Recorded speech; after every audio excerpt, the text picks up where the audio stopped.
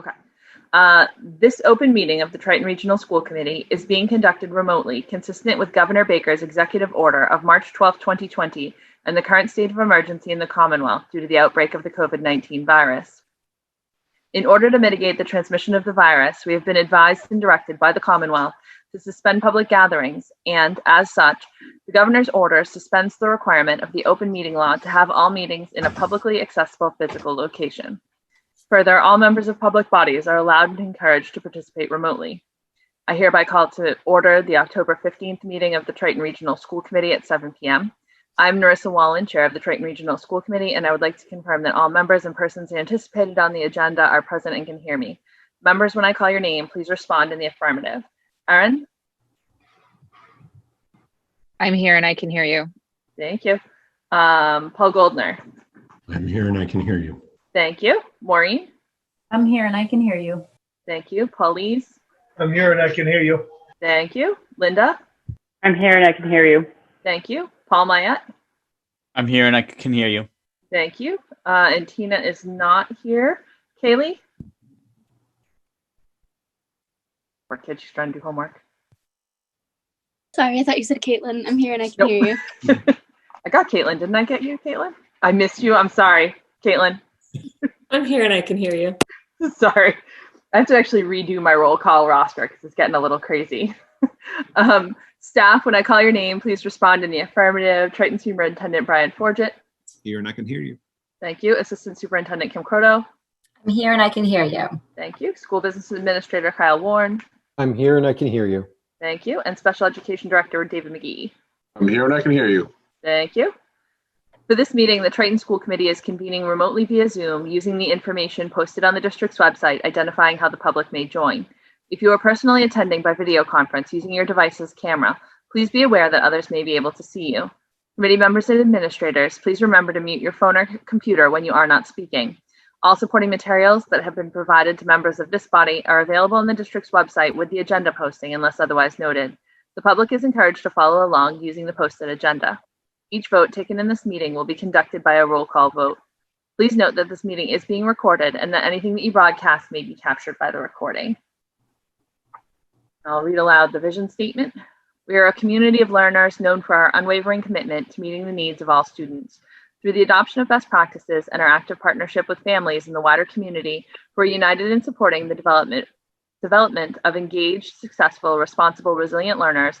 Students will be well prepared to be ethical, empathetic, and contributing citizens. So welcome to the October business meeting. So we've got, I think, a lot of catch-up work to do since we've been having a lot of in-between meetings between our business meetings tonight, and then we have some of our more traditional October business. So I'm not going to spend too much time on comments tonight other than to thank you for this week, because I know 2 meetings in a row, and some of you also met earlier today for finance. I don't know if PNN is meeting this week, but there's a lot of meetings this week. So I appreciate the time that you're putting in and all the preparation that you're putting in for that. I'll move on to oral communications for the public. The next item on the agenda is public comment. Members of the public, the meeting host muted you as you entered the meeting. If you would like to address the committee, please indicate now that you would like to do so, either by raising your hand on your video call or using the raise hand option on the participant screen. The meeting host will unmute you so that you can address the committee. Please refer to the public comment policy language on the agenda when making your comments, and remember to speak clearly and in a way that helps generate accurate minutes. When you have finished speaking, the meeting host will mute you again. And I'll read aloud the public comment section from the agenda. Members of the public may address the committee for up to 3 minutes, longer with the permission of the chairperson. The committee will not engage in a discussion on topics raised during public comment, but may choose to add the topic to a future agenda. This agenda segment will be limited to 15 minutes unless extended at the discretion of the chairperson. Are there any members of the public that would like to speak tonight? All right, seeing none, I'm going to move on to item 4, the consent agenda. And I'm going to ask in advance to pull the meeting minutes of October 7th. And I'm going to read aloud the donation.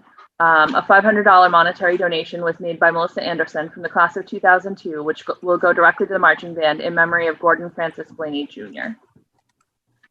Can I get a motion to approve the consent agenda with the exception of the minutes from October 7th, please? I'll make a So- motion. Linda and Second. Paul Mayette, thank you. All right. Any discussion? Can I ask a question, Marissa? Yeah, go ahead. I don't know if it's something that has to be pulled. It's just a question on the finance subcommittee's minutes about the replacement of our district treasurer. Yes.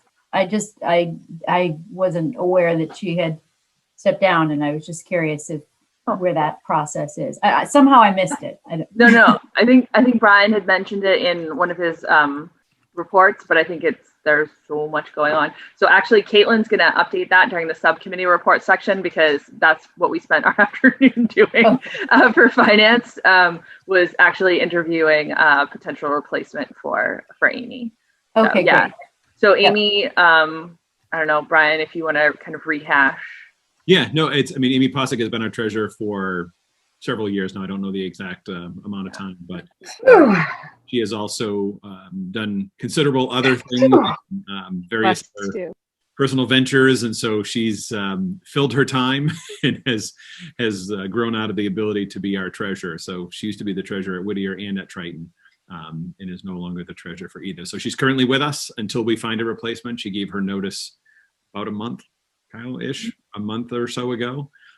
So she'll be sorely missed. She's been a tremendous asset to the district and has made an incredible team with the entire finance staff, keeping us in check. So it's a very big loss, and I'm hopeful with the candidate that we brought in today to the finance subcommittee as a finalist. I think we have a great solid replacement in her place. Thank you. Any further discussion? Erin? Can we just make mention that the donation came from the class of 2002? I know that we said it was Melissa Anderson, but I just want to recognize that it was the class of 2002 that is making the donation into. I'm sorry that I misheard you. Sorry about that. Yeah, no, it's written in the agenda. Yeah, it's made by Melissa Anderson from the class of 2002, which will go directly to the marching band in memory of Gordon Francis Blaney Jr. Yeah. It's all good.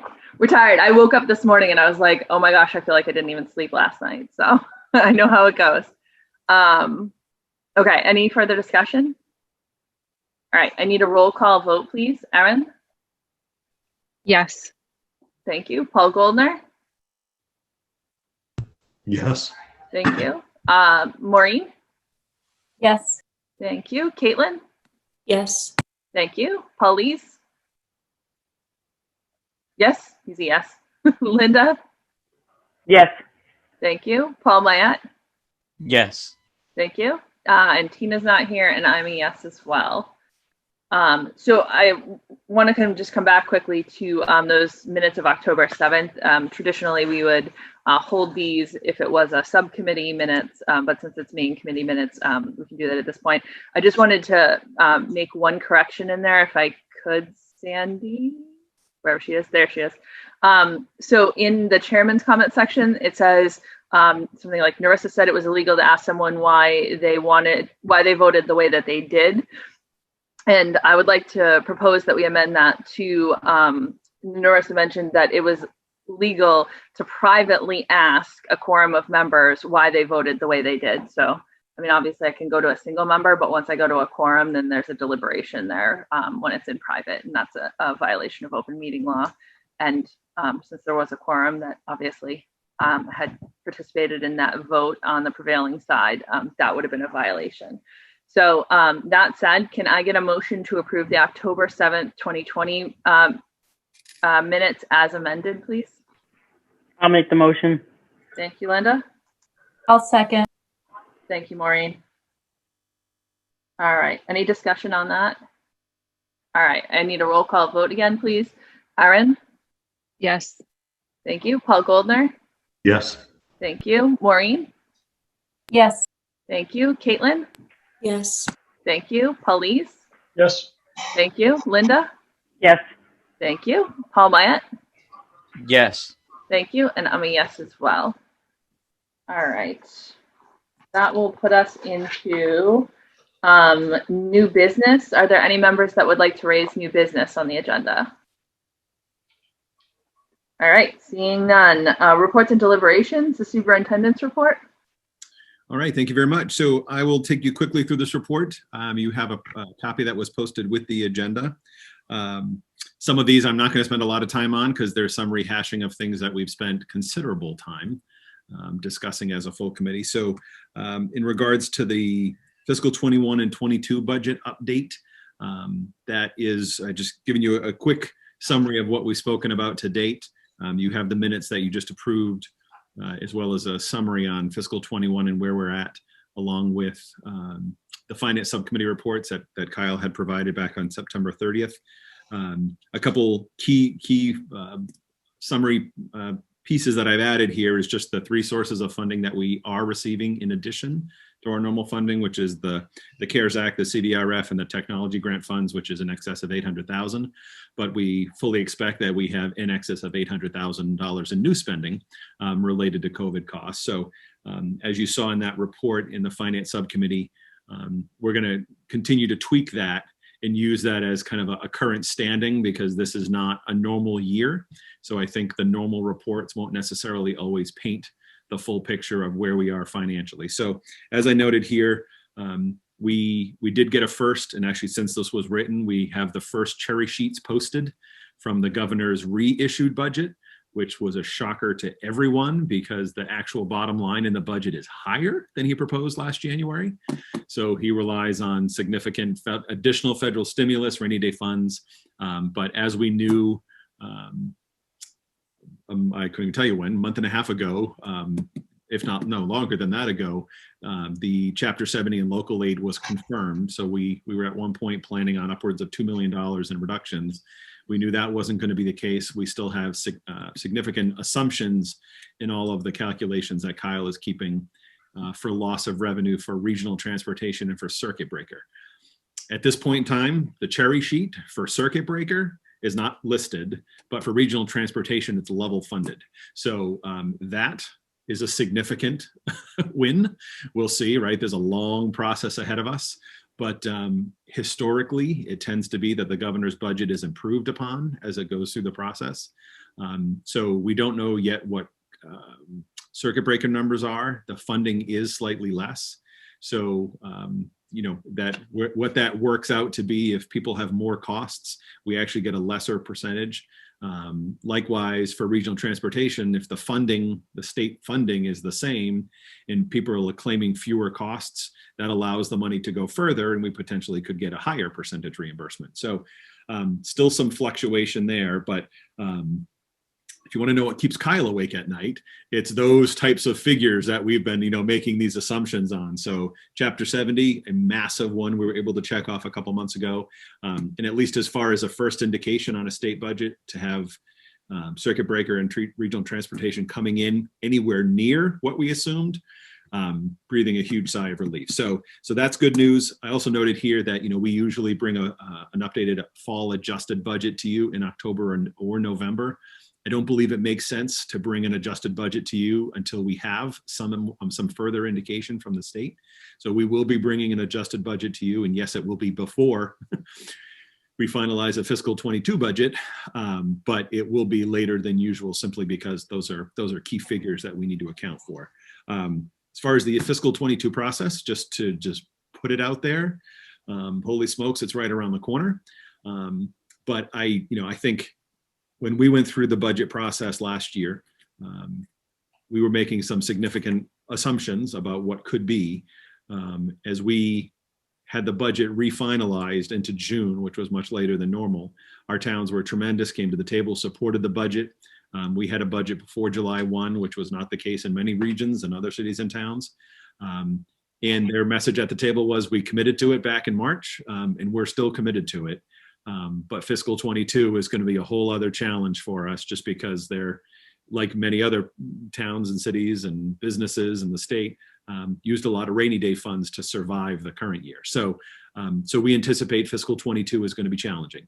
And we're just going to put a period right there, because there's many different ways it's going to be challenging. For example, we were told by our insurance carrier, our medical insurance, that the industry trend right now is to add a 4.2% COVID factor to our renewal rates. That seems to be something that Blue Cross, Tufts, all the major carriers are doing just because of the added costs. So that doesn't mean that, on top of that, it would be claims and, potential adjustments there. But it's those types of things as we start to really dig into fiscal 22, which we don't even really have any projections yet until we know what fiscal 21 looks like.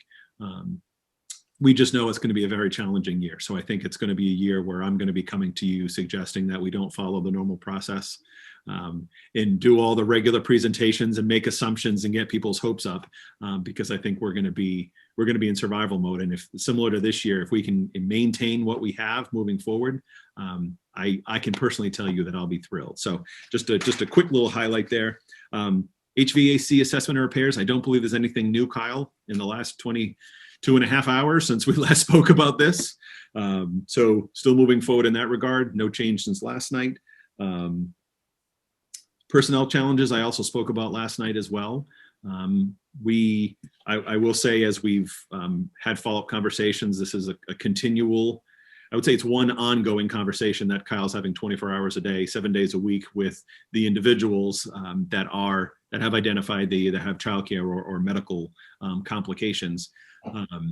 There are folks that are saying, okay, I'm going to consider this. Can we talk about this accommodation? So as I mentioned last night, the key message here is we are doing anything and everything we can to provide any accommodation that's reasonable to make sure that our educators are working with our students.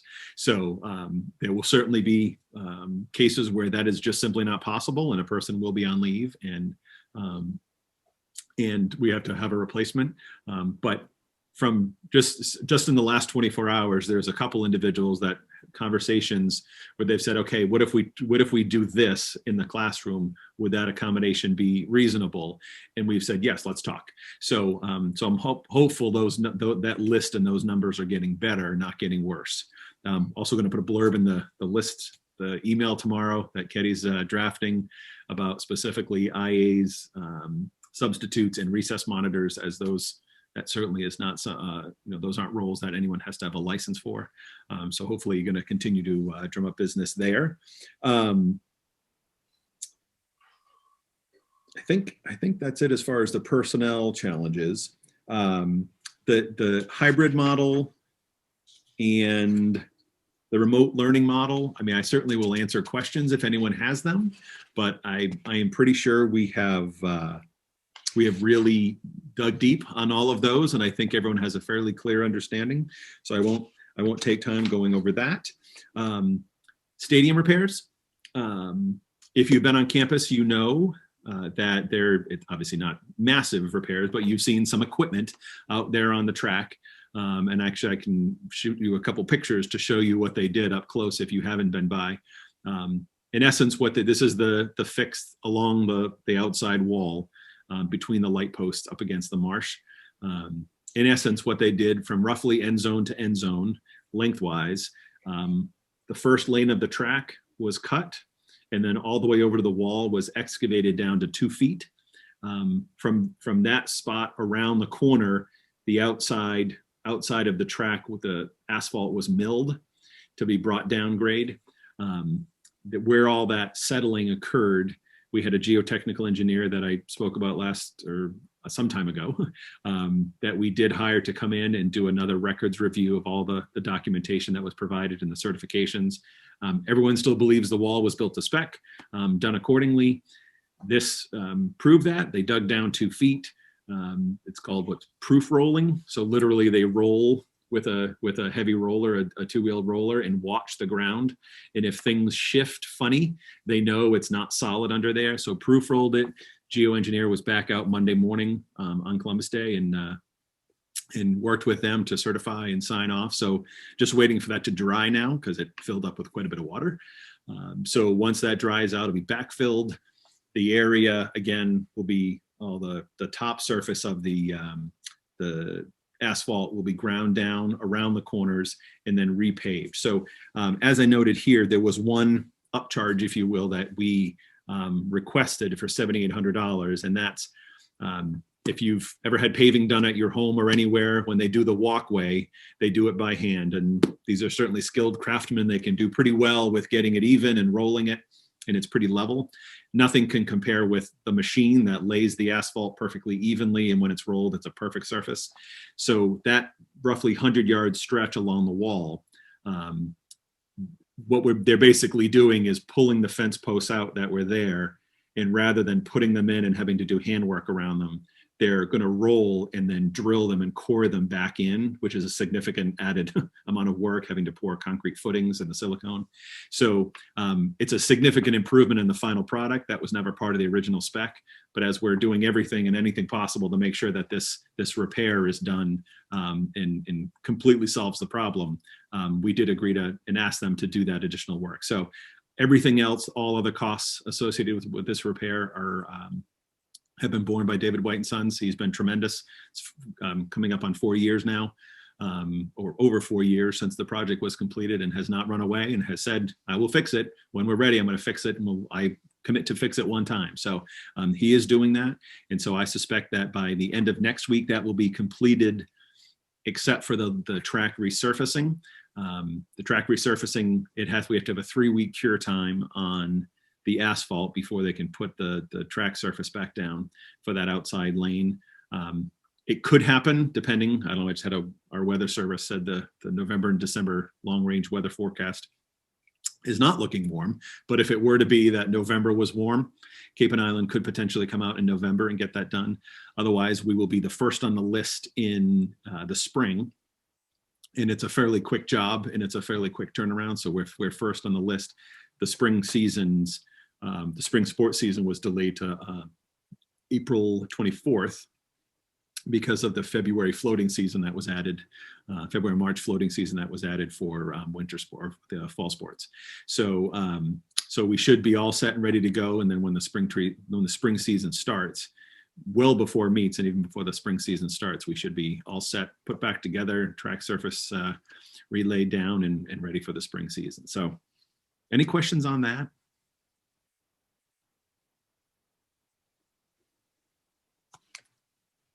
All right, I'll keep going. So then the final, actually I have a couple of the things that I wrote in. So I listed here that the meals program was extended through December 31st. Since I wrote this, I learned that the meals program has been extended through June 30th of 21. So I think I wrote in there literally, we're hoping it goes through June. It does.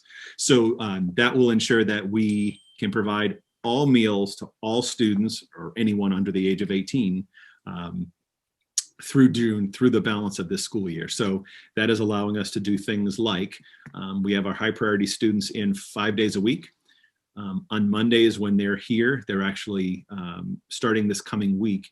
They'll be shifting home at 12:15, 12:30 each Monday. We'll be able to, at the middle school and the high school level, hand them a grab and go lunch as they're walking out the door, fully reimbursable lunch. Don't have to code anything, card anything. Still going to do the bus deliveries, the pickups. And so it's a tremendous add to the services that we're able to provide our students. So again and again, we've said, and we'll say it one more time, Lucinda Ward and the team have done just unbelievable work in getting this rolling. So a huge thank you to her for making, this is a program that's a federal program, but the creativity she's used in implementing it and she was really a forerunner in getting this rolling with the way we have it going. So a huge thank you to her. So Linda's got a question. Linda's got a question. Brian, with the hybrid model going online, the bus is still able to deliver food? Yes, because that's on Monday. So we're delivering 5 days worth of meals every month. Oh, So it's 5 breakfasts and 5 lunches. So yes, we still have the buses available to do the deliveries every Monday. Yep. Any other questions on that? that was the only question I had. Okay, thanks, Linda. Maureen? So Brian, when students enter into the hybrid model and they're in the school, they're just tracking it through, do they enter their PIN like normal and no student is charged for any meal? Is that how they're tracking it? So anything a la carte where they actually need points. So anything in the a la carte line at the secondary level, That is still does have to be paid. Yeah. Any reimbursable meal, it's just not even tracking the student. If I see it, it could be a student visiting, right? It doesn't even need to be a resident. So if there's someone under the age of 18, we can provide a meal. So yes, that certainly speeds things up going through the regular lunch lines. And then again, at the secondary level with those a la carte items, they would use their scan. They've got the ID where they can scan that. Just to be clear, Brian, they're tracking quantities, right? Just not which individual student they go to. Correct. Yep. Yep. So it has to be coded as a reimbursable meal. So it is tracked, but it's not necessarily tracked against every student. Thank you. Any other questions? All right, moving on. So a couple other quick updates, just again to note, I mentioned it last night, the updated guidance on woodwind and brass instruments. Again, no change for vocal, any kind of vocal ensemble or music theater. But sorry, I need to shut off my fingers. So that guidance, we do have that. The one thing it does say is that masks and bell covers are suggested. Obviously, you have a policy that requires masks. So working with Tempo, and I was working with Sue Densmore today about getting both bell covers and those masks so that those groups can continue, that can start meeting in person. So we are moving forward with that. At the elementary level, again, there is instrumental lessons, and certainly spacing is a different animal there. So we will continue to work on that. I don't have any definitive details there, but just to confirm, we do have that updated guidance. The commissioner did confirm today something that I had promised, I think about a month and a half, 2 months ago, that any day that is a snow day can be a remote learning day. So if the weather is too bad to come into school, then we can call it a remote learning day, and we have to be ready to shift to do all the normal, similar to what we're doing now, right? Be able to take attendance and track a full learning remote learning day. So that is a good thing. It is a local control issue, so it's not a requirement. You could decide and say we still want to take snow days. What I would say is let's leave it as it's a remote day, but certainly I will not be hesitant to call if half the towns are out because of power. We're going to have a good old-fashioned snow day and get outside and play, and we can't obviously expect kids to be connecting if there's no power. So that is a new update. And then the only other thing I wanted to add, I'll ask a question before. Go ahead, Caitlin. Sorry, I have a weird question. Our fully remote students are not impacted quite as thoroughly about the weather, right? Because, so do they have a different end date? If you say there's like a remote day because of snow, like you can't transport kids safely, right? On a hybrid day. Yep. And they're fully remote, they stay, but then you call it for them. Is it called for everyone, or is it just called, do you see what I'm saying? Yep. So if the weather is too bad to come in, you're going to do remote learning. Remote learning day. Yeah. So that would be the same for them. Okay. If the weather's bad and there's no electricity, I'm going to call a no school day, and that would impact them because they would be just as impacted with the no electricity. Okay. So they'll end at the same time. Paul Maya? On the event of a snow day where you switch to the remote day, would the expectation be that the teachers would teach from home in that regard, or? Yep, absolutely. And Paulise. You're muted, Paul. There you go. There you are. Oh, now we lost you. You're unmuted, but we don't have audio. Your first 3 seconds are always muted. Now try. What do you do with the high needs students on a snow day? They would also be home. Yep. And not remote? Oh, remote. I'm sorry. Yes, it would be a remote learning day for them. Yes. It'd be a remote learning day from everyone from home. Period. Yes. Any other questions on that? All right. Yes. Seeing none. Oh, Mr. Goldner. So are we, I suppose that would mean that we would probably want to be tracking weather enough ahead so that a reminder could go to teachers to bring home any equipment they might need to successfully teach from home if we expect weather. Yes. Yeah. We have some work to do to, I mean, this just happened today, but yes, to make sure we're prepared for that. Yes. And then there's the inevitable, right? The day where you leave on a normal day and it's just normal and the weather's fine, but everyone loses power, and right, those days are just going to be a closed day anyway. So, but yes, got to put some protocols in place to people are prepared and bring their stuff. Any other questions? All right. All right. So one more item, and this is, I don't know if it's necessarily me, but it's been an ongoing discussion. So to provide an update for you, there's been some requests about meeting in person. So I did mention last night that I had spoken with Bob Lathrop, and I did speak with Narissa today. So we do have the capability. The way we would set this up is in the library where you currently have meetings. If you can picture it, you're at the table in the horseshoe with your backs either to the library or to the courtyard, facing back towards the computer lab.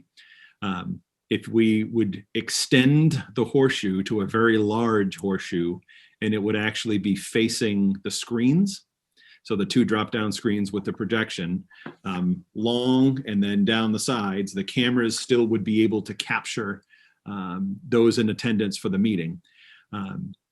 We would then use Zoom for anyone who wasn't comfortable attending the meeting in person. So those sitting at the table would be sitting at the table, speaking into the microphone, hearing everything through the speakers in the room. Bob's working through the exact logistics of how to then pipe in the computer, which is very possible, with the screens so that the projection shows any of those of you, if there were 3, 2, 4, however many that weren't comfortable meeting in person and were chose to meet remotely, your image would be up on the screen. You'd be hearing the sound from the room back through the microphone on the computer in the system. And so then anyone in the room or on Zoom would be listening through that system. The meeting would then be streamed live on YouTube as it has always been. So when you are traditionally meeting in person, it's live streamed on YouTube on your channel. So the same thing would happen. Bob would then capture the Zoom image and audio along with the in the room audio and video. And so then that would be the way we would be able to capture and stream that live. So that gives everyone live access. Anyone who wants to watch the committee meeting simply goes to the YouTube channel. My suggestion, again, this is up for discussion. My suggestion would be then that anyone who would like to make public comment on the public comment section, we actually publicize the number. And then that person calls into the number that comes in through the Zoom screen that everyone's seeing. Folks make their comments. And then after the public comment section, we would close those folks out, close the meeting. So it's just then the school committee members who are still attending the meeting via Zoom on the screen in the room with you. And again, everyone's watching it live via YouTube. So the only complication is the YouTube live stream is 7 to 10 seconds behind. So the only complicating factor would be for anyone calling in to make a live comment, we would just have to publicize some instructions to just say, turn off the volume on your stream if you're watching it, because it's going to sound a little weird. And then they can just listen while they're in queue through the phone. And then once they hang back up, they can watch live. So that's the current thought on how we could make that happen. Just to clarify, Brian, that's in theory only at this point, right? My understanding as of this morning, unless he's gotten a chance to test. Yeah. So I mean, there's some questions about how much they can pull apart the video and the audio. He's a mastermind, so he's pulled other audio and video into the system. So he is highly, highly confident he can make it work. And because we'd be using the audio in the room, and then the live stream for those at home, there shouldn't be feedback or anything else where you normally would. I don't know if you've been on Zoom meetings where other people on Zoom meetings, and that would not be the case the way it would be set up and plugged into the system.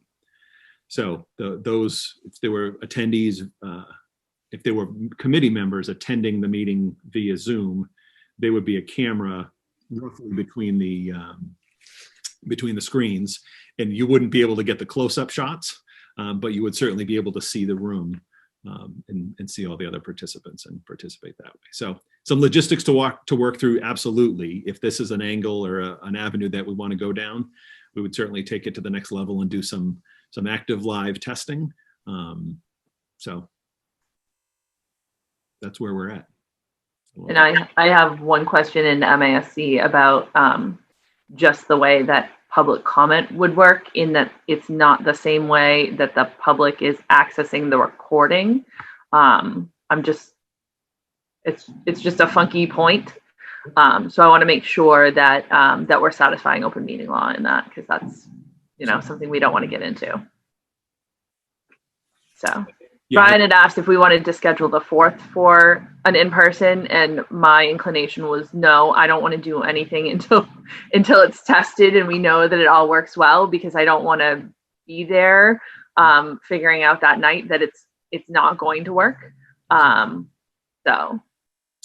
think the nation would be to, if this is the will of the committee to move in this direction, we'll do more work to come back and say, yes, it works. In that time, you'll be able to talk to MASC and work out any open meeting law, all the technical issues, so that we could come back on the 4th and say, yes, it works. Yes, it's legal. Do we want to set this up moving forward? So I'll put it out there to the committee. Is there interest, Maureen? Question. Are other committees in the North Shore area meeting in person? Like other schools that have gone hybrid, are they meeting in person? So I would say across all different types of boards, there are boards that are meeting in person or in a in-person virtual split. Even within our towns, they are doing that. So it's definitely a possibility. One of my main concerns, having watched a couple of those meetings, was just the ability to hold a meeting effectively that way, because I would say some setups are way better than others. So I want to make sure that whatever we're doing is effective, because we can't derail the meeting, I don't think, just to make the effort to be in person. That makes sense. So that was my big concern. But yes, there are definitely committees that are in other boards that are meeting in person, or a mix. Any other comments or questions on this one? Any feelings from the committee? Should we have them continue down this road? Maureen? Narissa, I would just say that I would want to create some sort of test meeting before we even try. I would definitely don't want to make November 4th our test meeting. I'd rather set up sort of like, a test meeting where it's not, there's nothing that's going to be discussed, but we're just testing out the technology. Sure, absolutely. And we can do that as long as there's no deliberation. There's no problem with us coming together, right?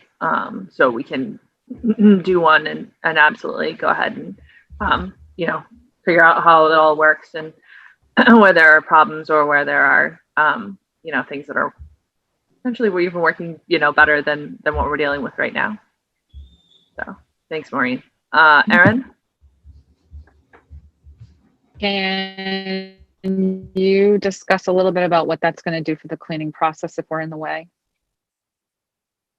Oh, cleaning process, Brian? We could figure out how to work around that. Yep. Okay. Yep. Yeah. I mean, it's yes, it adds to the process, and yes, if the meetings go until 11 o'clock at night, it certainly makes it more complicated. But if we're talking about 7 to 9, 9:30 meetings, we can certainly accommodate that. Yeah. I think it's even more so at the middle school, high school, because we have contract cleaning, so we have the ability to adjust the schedule and add services and times and additional work as required. Maureen? Just another question.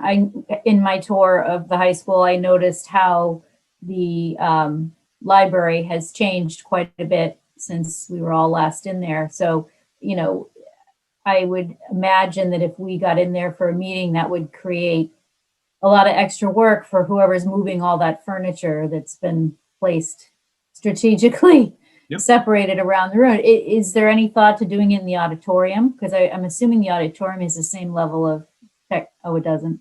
You don't have that. I mean, it's all the technology, all the cameras for the meetings are all installed, They're all mounted, right? Okay. mounted and basically, behind you, in front of you, all that. So the technology's there, the screens that would make the zooming in that layout, you would actually be looking, those in the room would be looking at the screens of the people who would be zooming in, the committee members. The one thing I would say is when we set up the room for a meeting, we set up the room for the public to be there, right? So tables are moved, there's an audience, chairs are, filled in so we can create a space for the audience. The room wouldn't necessarily be pretty, right? It doesn't need to be, because all the space that's in front of the cameras could still be full of tables, but where we're sitting out around the periphery, the way the cameras would work. So is it an extra work for the custodians? Yes, it would be. But I think we could make it work because we wouldn't be clearing out, and what you alluded to is that space being set up with individual tables spaced, all facing the same direction. So yes, it would be workable. Yes. It's certainly more work around all around. So I would say, let's do this if there's an interest in a desire to move towards meeting in person. It's certainly not the easier process. I'll put certainly one more process. Yeah, I'll put one more thought on that too, which was another thing that Brian and I talked about this morning, is that anyone that's there in person is going to have to be masked. So we can test that as well. That might be an easy thing to test right off and say, you're literally unintelligible through a microphone with a mask. I don't know how well that would pick up. So that's just another factor that would be thrown in there. So I'll ask again, is this something we want to pursue? Or is it something that, and we can even let it sit for a month and then come back to it on the November 4th meeting and revisit it at that point and decide if it's something we want to move forward with or not. If there's no push in this direction, I know Mr. Lathrop has, I'm sure, a lot on his plate right now. So thoughts from the committee? Kaylee? I just think that if we're going to ask students to be in person, we should strive to be in person in a similar way as to the students that we're representing. Yeah, it's a fair point. Yeah, I think so. Again, my concern would just be derailing the effectiveness of a meeting as part of that process.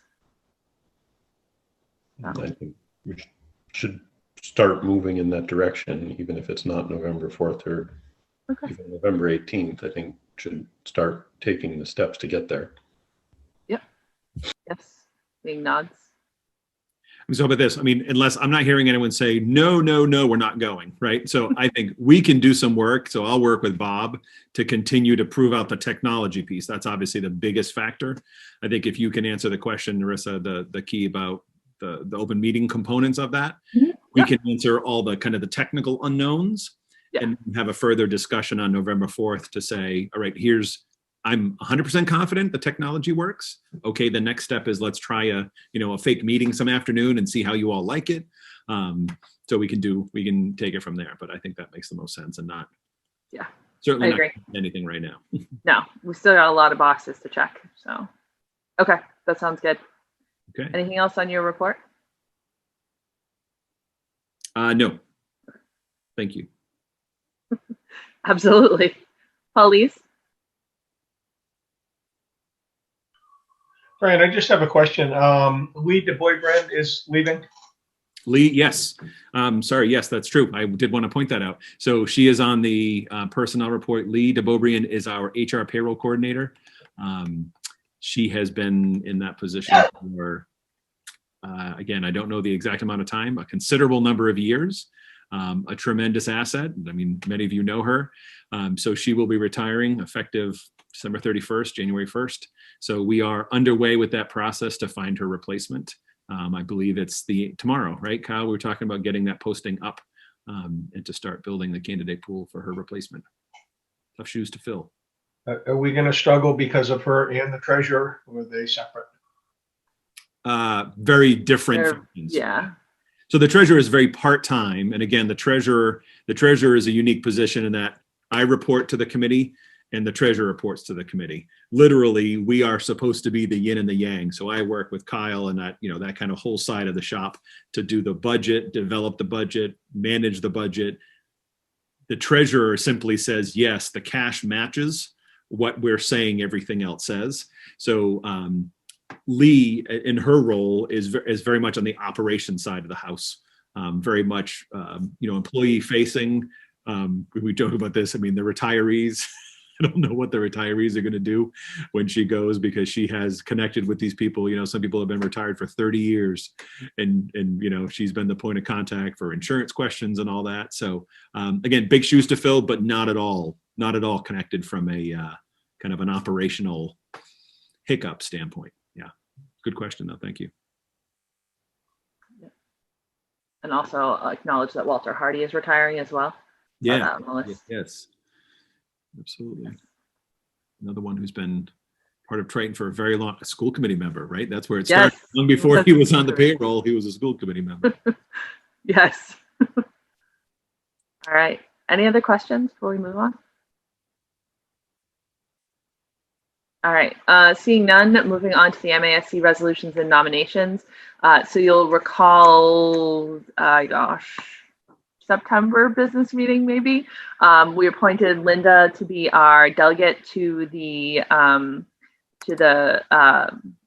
delegate conference, I believe it's actually called.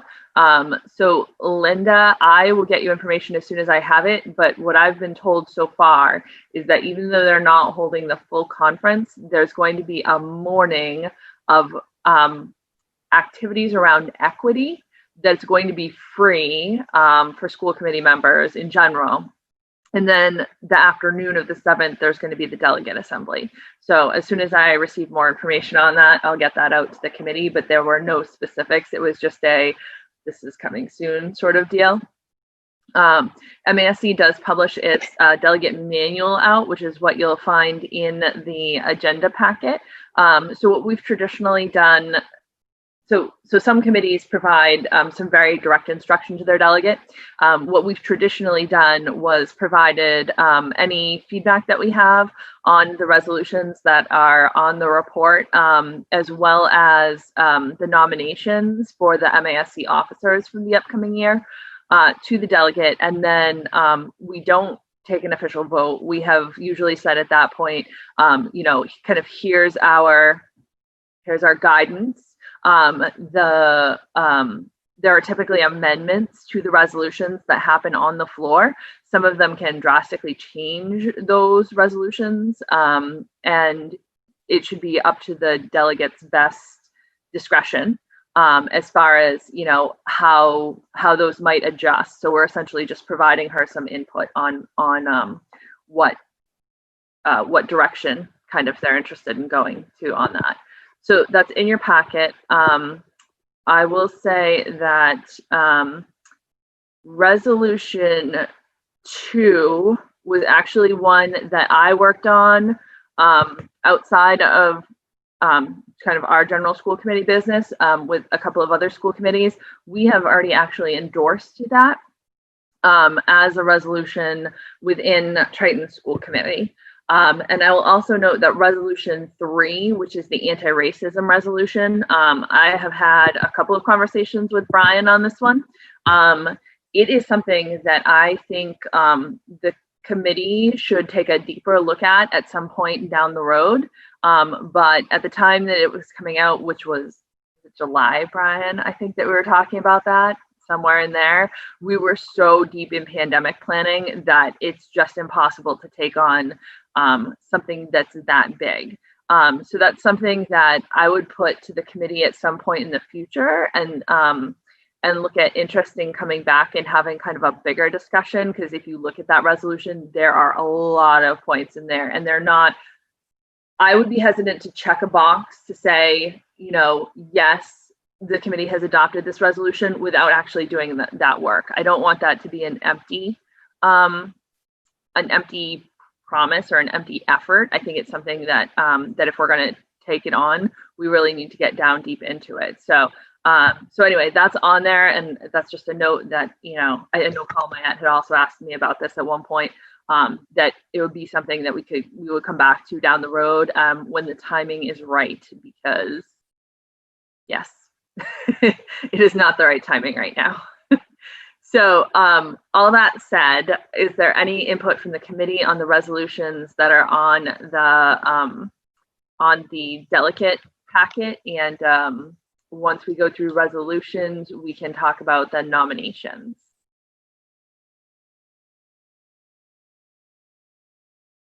Anybody? All right. So, I mean, I can say personally, I have no issues with any of them, Linda. I think they're all well-intended. I know there's different feelings about the MCAS. I do not feel like this is the year where the MCAS should be a strong factor in our plans. And I'm disappointed in the state for not having looked at putting, you know, either getting a federal waiver or somehow changing that for this year. I even saw there was a professor who had, I believe, chaired or co-chaired the committee that worked on the civics update that to curriculum update that happened a couple of years ago, and he suggested swapping a civics project in for the MCAS this year and making that essentially the assessment. You know, I think there's a lot of different ideas out there. I didn't see any appetite on the Board of Ed's part for moving in that direction. So to me, that was definitely one that I would back. And obviously, you know, I don't think there are any bad ones on there, but especially those first three would be the three that I'd be particularly interested in the form that they're in right now. So any other questions, comments? Seeing none, any feedback for Linda on the nominations? The officers, they're an annual position. So the officers would be in for 1 year. At the time that this was made, I don't believe that they had any nominations for the president-elect. So, you know, I don't know if that's changed in between. That might be something that comes up at the delegate meeting. I am very pleased. I know a lot of you know Ellen Holmes, who used to run the Regional Schools Caucus for MASC, and she's actually will be the president for the coming year. She was the president-elect in this past year. So I was quite pleased to see that Ellen will be there, because it's nice to have some in that regional districts tend to be smaller districts. We don't necessarily tend to get that the focus. A lot of the officers tend to come from, you know, they're from Holyoke, they're from Worcester, they're from, you know, the larger urban districts. Ellen is from Ash West, I believe. So, you know, regional district, she has a lot of experience in regional school district issues, and I think that can only be a positive for us. So I was quite pleased to see that. Any feedback on the nominations? All right, seeing none. Linda, do you have any questions for the committee before you kind of take your charge and go? No, I don't have any questions. All right, excellent. I mean, in the amendments, the amendments that they're going to put forth are excruciating. That's a great word for them. Yeah, it is definitely a high discussion, I would say, conversation. So lots around that. All right. Moving on, subcommittee reports and action items. Policy and advocacy would be first. So Linda, you're right back on the docket. Okay, we have not met. I did speak to Brian, and we will be meeting on November 4th to go over the 30 procedures for the minor edits that were made. And to talk about when a cell phone policy could come forth to the policy committee. So our next meeting will be November 4th at 5:30. All right, thank you. Finance. I don't know if everyone was notified, but Caitlin Hunter is the new first year. Literally, what are we at? 5 months and 5 hours. No, I'm just kidding. 3 months and 5 hours on the committee, something like that. And she willingly took on chairmanship of a subcommittee, for which I am very grateful. So Caitlin's going to give us an update on finance. Willingly is a subjective term. I was for everyone that was there. There were no arms twisted. That's all I can say. Not going there. So we met with, we met with Kevin Mahoney, which was brought to us by Kyle and Brian. And Kyle led kind of a discussion with Kevin about his background, and we went through it. He has a huge background in municipal and school finance, and he works part-time at Whittier, so he's really grounded in regional school districts, municipalities. He seems to think it'll be a seamless transition if he does get the job, because he has taken over for Amy Posnick before, and he said it was relatively easy and he was aware of her ways. Kyle and Brian had really good things to say about him, and he seemed like he'd be a really good fit. We recommend approving his appointment, subject to negotiations with the superintendent in the future. So that's about it on Kevin Mahoney. Unless Narissa would like to add things, because that would be. No, I mean, I think he's a great candidate for treasurer. He has experience in our financial systems that we actually use in the office, which is a big bonus. Brian has worked with him through the collaborative because he is also a treasurer for them. He retired last year. He has a school business official certification and has worked in that position. So it's nice to have somebody who has kind of that all-around experience. And I would definitely, I think this would be a great fit for us to have him step into Amy Posnick's position. So I would, I don't know, Caitlin, do you want to make the official motion on recommending him to the committee, and then we can have discussion afterwards if people have questions? Yes. To make a recommendation to appoint, was that what I'm doing? Yep, make a recommendation to appoint. To make a recommendation to appoint Kevin Mahoney, subject to negotiations with the superintendent. To the position of treasurer. To the position of treasurer. There you go. Thank you.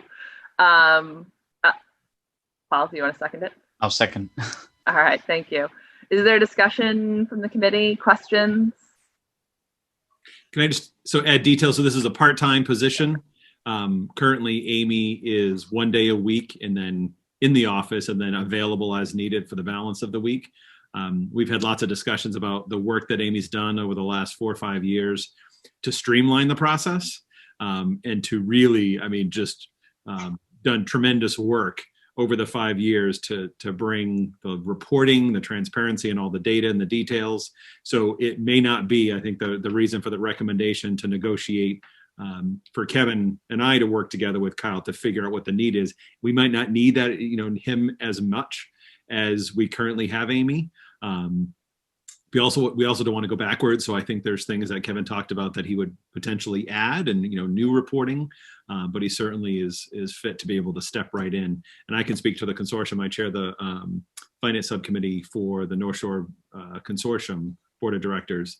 And I actually reached out to him when they were hiring a treasurer, and he's been tremendous in the work that he's done there. So I certainly am very confident if you were to appoint him as the district treasurer, that he would do a tremendous amount of work for the district.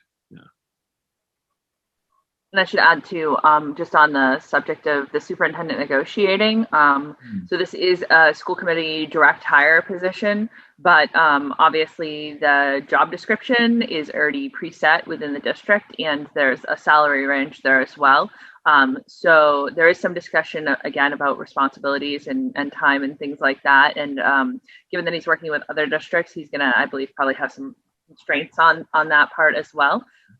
So the committee's recommendation was, rather than us sit down and try and figure out, exactly what day of the week he's going to be in the office, that's something that's better managed by Brian and Kyle.